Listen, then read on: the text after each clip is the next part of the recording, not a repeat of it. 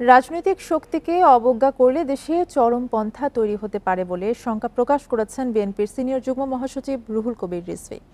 এদিকে অন্তর্বর্তী সরকারের দেওয়ার সময়ে নির্বাচনের জন্য বিএনপি প্রস্তুত বলে মন্তব্য করেছেন বিএনপির স্থায়ী কমিটির সদস্য মির্জা আব্বাস।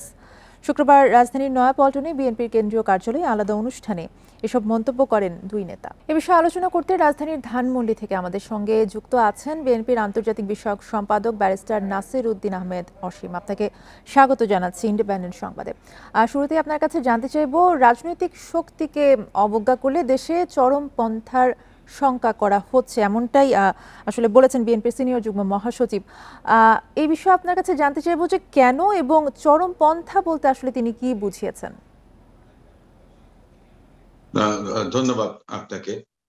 মূল কথাটা হচ্ছে যে উনি জনাব রুহুল কবির রিজভী আহমেদ রিজভী ভাই যে কথাটা বলেছেন যে রাজনৈতিক শক্তিকে অবজ্ঞা করার বিষয়টি যেন তার মানে না আসে। রাজনৈতিক শক্তিকে অবজ্ঞা করলে আপনার চরমপন্থা বা চরমপন্থীদের আপনার আবির্ভাব হতে পারে বা যে কোনো ধরনের আপনার ক্যাওটিক সিচুয়েশন তৈরি হতে পারে।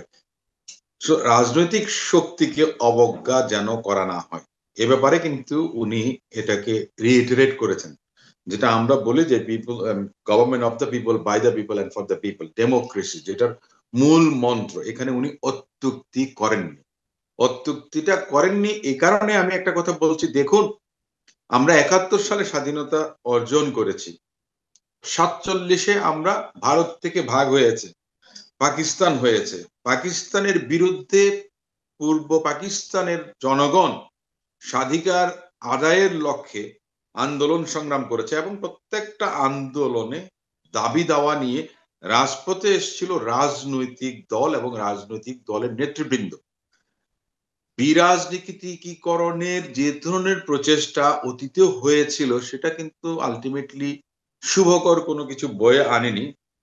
আলটিমেটলি আপনার রাজনৈতিকভাবে গণতান্ত্রিক সরকারের হাতে ক্ষমতা এসেছিল, কিন্তু কোনো কারণে আপনার একটা গণতান্ত্রিক সরকার ক্ষমতার লোভ যখন পেয়ে বসে তখন কিন্তু ফেসিস্ট হয়ে যায়। ক্ষমতা একবার বসে যদি আপনার ক্ষমতাকে দীর্ঘায়িত প্রলম্বিত করার প্রয়োজন কেউ মনে করে, সেক্ষেত্রেই আপনার খারাপ জিনিসটা বা খারাপ দৃষ্টান্তটা তৈরি হয়। কিন্তু খারাপ দৃষ্টান্ত, কেউ ফ্যাসিস্ট হয়ে গেছেন তাই বলে আগামীতে আমি গণতন্ত্র কায়েম করব না, আমি আপনার কাছে এটা মনে আরেকটু করি। জানতে চাইবো যে রাজনৈতিক শক্তিকে আসলেই কি অবজ্ঞা করা হচ্ছে কিনা এবং সেটি কারা করছে। না, আমি একটা জিনিস বলি, রাজনৈতিক শক্তিকে দেখুন, রাজনৈতিক শক্তি বলতে তো আমি মনে করি যে আপনার বাংলাদেশে যে প্রগতিশীল রাজনৈতিক দলগুলো যেগুলো আছে বা স্বৈরাচার বিরোধী আন্দোলন, শুধু যে আপনি ছাত্র গণ অভ্যুত্থানের সময় ছাত্র জনতার অভ্যুত্থানে সংহতি প্রকাশ করে অনেক রাজনৈতিক দল মাঠে নেমেছেন, সমর্থন দিয়েছেন, কিন্তু তার আগে বাংলাদেশ জাতীয়তাবাদী দল সহ অনেকগুলো সমমনা দল, সমমনা আমি এক্ষেত্রে বলছি যে ফেসিস্ট রেজিমের বিরুদ্ধে, রেজিম চেঞ্জের জন্য যারা রাজপথে ছিলেন, আমি সেই সমস্ত রাজনৈতিক দলগুলোর কথা বলছি।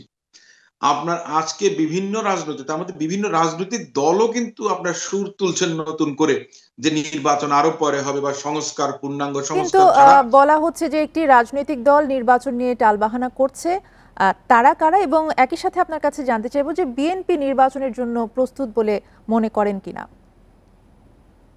দুঃখিত, বিএনপি জন্য প্রস্তুত বলে মনে করেন কিনা। অবশ্যই আমি মনে করি, দেখুন বিএনপি আপনার ১৯৯১ সালে ক্ষমতায় এসছে, ৯৬ সালে বিএনপি পরাজিত হয়েছে, ২০০১ সালে বিএনপি আবার ক্ষমতায় এসেছিল। তারপরে তো আওয়ামী লীগ ছিল, ফেসিস্টের ভূমিকায় আপনার গত ১৫টা বছর তারা কাটিয়েছে। বিএনপি এমন একটা রাজনৈতিক দল, যেই দল মনে করেন যে মোট আওয়ামী লীগের ১৫ বছর আর সেনা শাসিত ২ বছরের তত্ত্বাবধায়ক সরকার যেটা, সেটা ২ বছর, ১৭ বছর। ১৭ বছরে বিএনপির কোন ১৭ নেতা এই দল ছেড়ে যায়নি।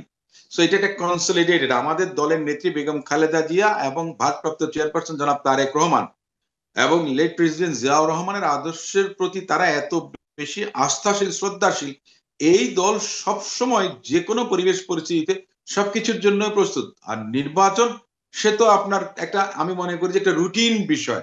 আমাদের দলের তো বিভিন্ন জায়গায় ২ জন ৩ জন করেও প্রার্থী, কেন, যোগ্য প্রার্থী অনেকেই আছে এবং নির্বাচন কমিটি গুলো আছে, গণতান্ত্রিক ভাবে এখন অনেক কমিটি নির্বাচন হচ্ছে, বিগত দিনেও হয়েছে। অতএব আমি মনে করি যে আগামীকালও যদি নির্বাচন দেওয়া হয় বিএনপি প্রস্তুত আছে, 6 মাস পরেও যদি নির্বাচন দেওয়া হয় বিএনপি প্রস্তুত আছে। জি, আপনাকে অসংখ্য ধন্যবাদ আমাদের সাথে যুক্ত হবার জন্য।